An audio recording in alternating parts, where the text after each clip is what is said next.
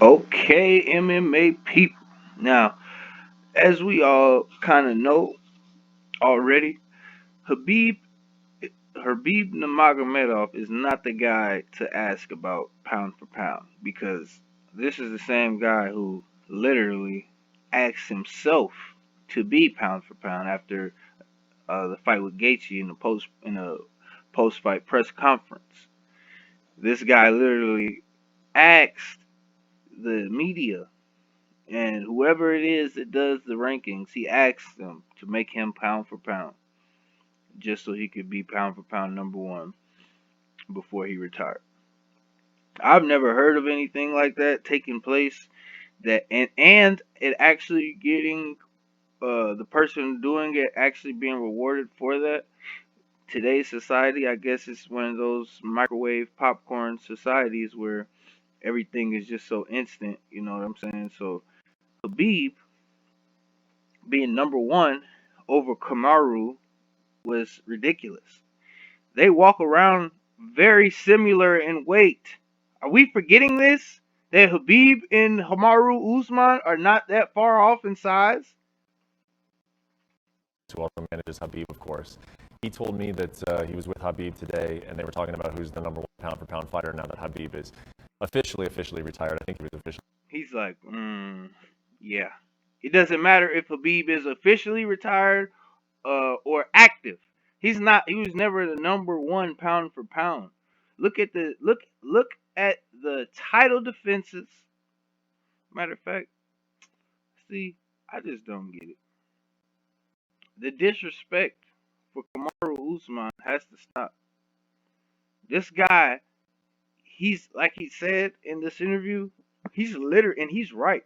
He's the champion in his division, and he's the most active person in his division, the most active fighter in his division as champion. Okay, he's the most active fighter as champion. How many times are we going to be able to say that in the future? Okay, how many times? Another thing, man, this boy Kamaru Usman is not only is he the pound for pound number one right now, but he is the best welterweight of all time. This boy is good, and I'm not, and I'm honestly say what you want to say, okay? Habib has four title fights. Kamaru has four title fights. Kamaru won his title against a champion in Woodley. Okay? He won his title to Woodley. Okay? Now, that is the difference in that is that Woodley was the champion at the time. When Habib got the belt, he got his belt against Ala Quinta, who was not the champion. It was a vacant title. There's a difference. Not taking anything away from Habib and his lustrous career. Okay, he has had a great career, but let's just put it into perspective correctly. That's all I am here to do. As a fan, I'm just a fan. Okay, I'm just a fan. I'm just a fan of the guys who go out there and put it all on the line. And in my opinion, those guys who are doing that should be accredited correctly. They should be correctly accredited for the things that they do and all that they do, not just when we want to as fans or casuals or whatever, the common viewer. Kamaru Usman, okay? We're not going to be able to see another Kamaru Usman for a long time, fellas. We have to appreciate this. I getting off top. I have been guilty of this myself. Okay? I've been guilty of this myself because I, at a point, got caught up in the whole Kamaru's boring personality. Kamaru doesn't really have a personality. And once I came to my senses, I slapped myself. Because I started to sound like you casual ass fans out there. Who cares if Kamaru Usman has a boring personality? He's a fighter. He doesn't. He's not here to. He's not a Chael Sonnen fighter. He's a real deal world champion fighter. Okay. He's not here just to get talk himself into fights. He's here to dominate fights. He's got 10-8 rounds out the ass throughout his career. 10-8 rounds out the ass in the UFC. Okay? Kobe Covington would have been a big problem for GSP. Now, you guys know how I feel about the Masvidal fights. But look, man, Gilbert Masvidal, just as Usman said in this interview, Masvidal is a great fighter, but there are levels to this.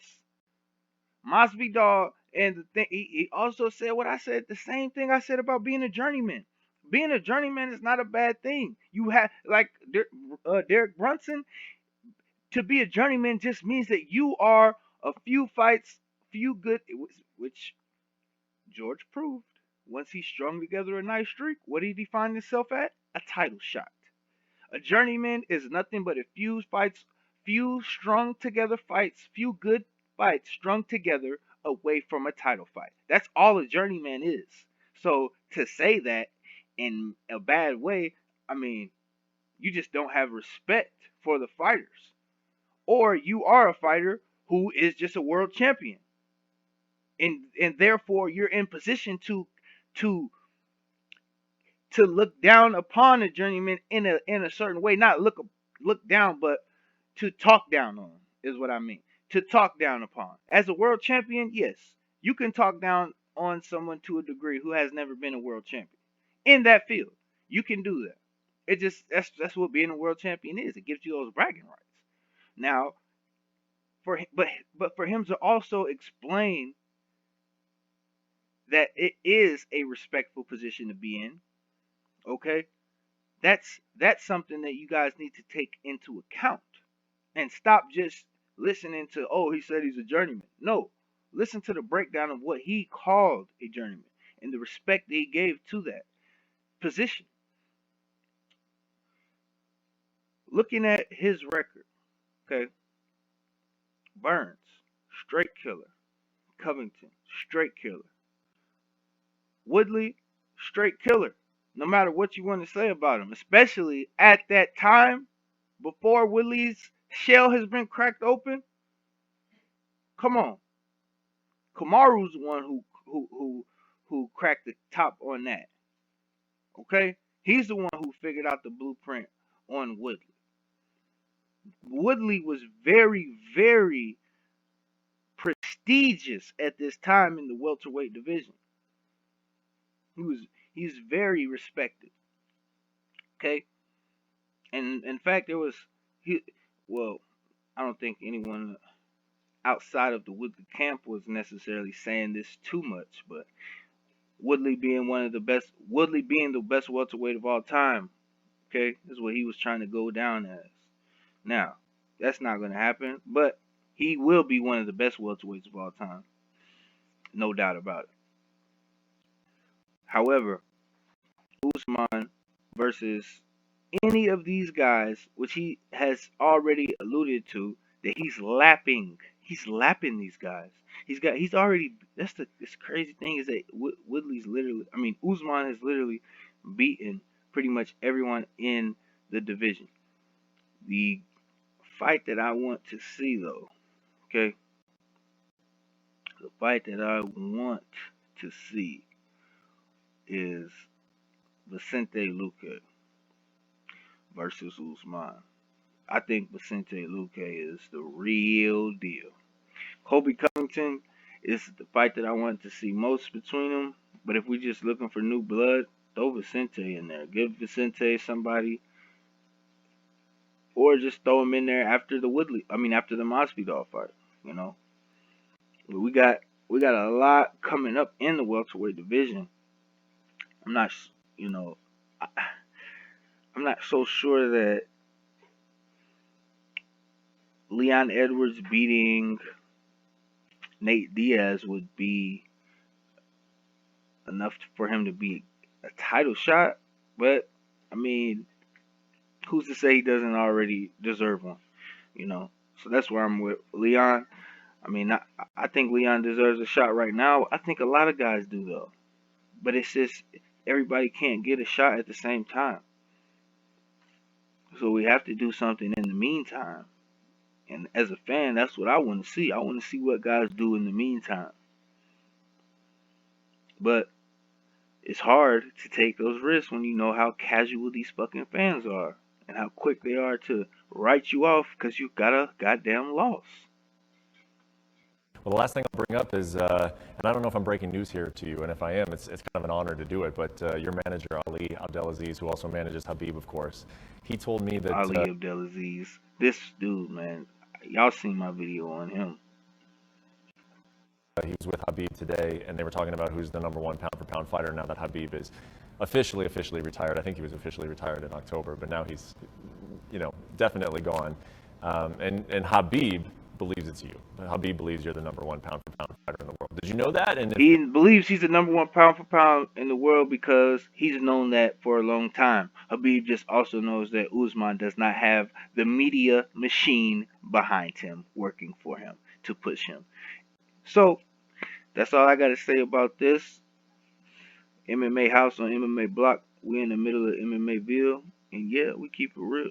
I just got a new headset. One of the um, subscribers or supporters or viewers actually sent me a message saying that I need to get a new headset and that it was a little bit of distortion in the audio in previous videos. So I dropped a couple videos with this headset. I'm still working on um, the configurations for the audio and stuff like that, and making sure that it's set properly.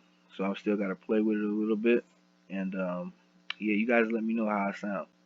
Thank you, and we'll be back.